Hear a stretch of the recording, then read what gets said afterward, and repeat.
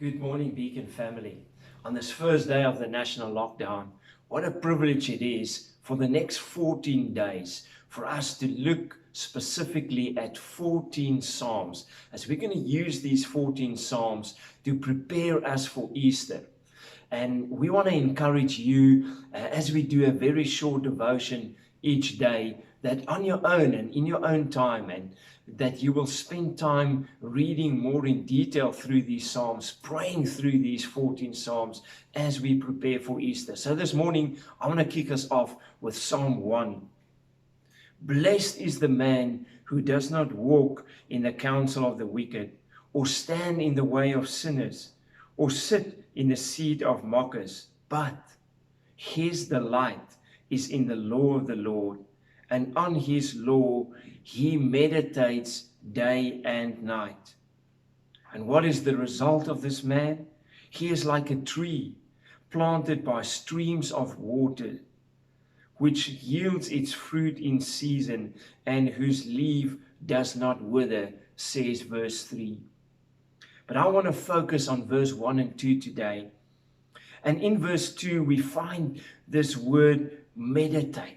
Meditate. What does this word speak about? This word meditate speaks about a focused attention. It speaks about a personal application.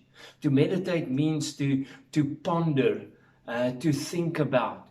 It actually also means to talk to oneself. So when you meditate, it means you talking to yourself. It means you thinking about something. It means there's a personal application about the things that you have a focused attention upon.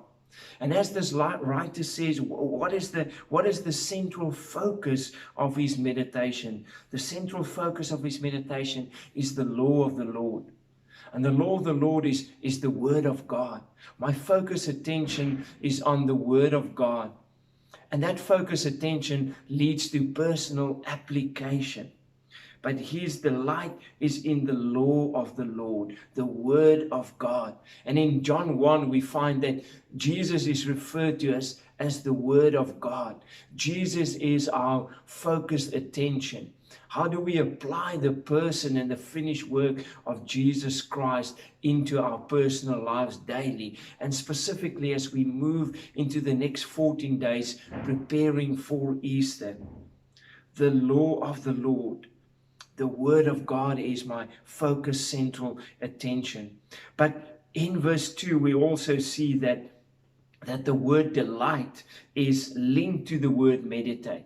So we find it's not only just a cold clinical meditation, but there is something that happens in my heart. There is a delight, as delight is connected with meditation. And so when I meditate upon the word of God, it means my head and my heart is involved in this. What does verse 1 teach us about meditation? The first word we find there is blessed. And blessed is more than just happiness. Blessed means there's a complete peace. There's a complete well-being. And so the first thing we find what verse 1 teach you and me about meditating upon the word of God is that it leads to blessedness. It leads to a complete peace, a complete well-being in your and my life. But also the second thing we find that meditation leads upon, in verse 1, it says, blessed is the man who does not walk, who does not sit in the counsel, who does not stand in the way. So it means there's a complete way of life. Meditating on the word of God leads to a way of life. It is not just an intellectual exercise. Blessed is the man who delights in the law of the Lord. Blessed is the man who meditates day and night upon the law of the Lord. And we see that this meditation brings delight, but this meditation also brings a frequency. There's a day and night meditation upon the law of the Lord.